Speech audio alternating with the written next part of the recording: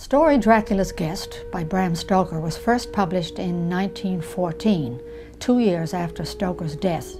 For many, many years, people just assumed that Dracula's Guest had been the original first chapter of Dracula, and that Stoker, for some reason, had cut it out.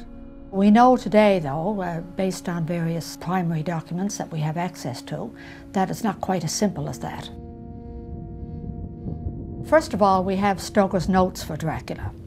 And these notes indicate that he originally intended to start the novel with a series of letters between Count Dracula, or a count, at that time he didn't have the name Dracula, it was just a count, a vampire count, and a number of lawyers in London, as the count was going to come to London and wanted to purchase some real estate.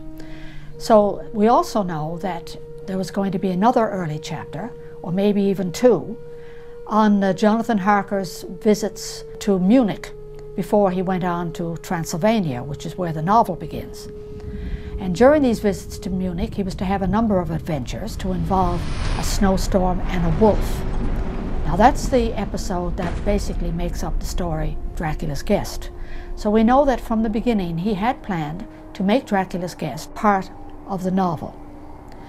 Now what happened was that in 1897, Stoker submitted his manuscript to the publisher in London, and the publisher deemed that it was too long. And Stoker ended up cutting out 100 pages of the original manuscript. Now we know that because the original manuscript has survived. It's in private hands, but a few scholars have managed to get a look at some of it. And while the original manuscript begins where the novel Dracula now begins, the page numbering indicates that the first 100 pages were cut. Unfortunately, those 100 pages don't survive, so we can only guess what was in them.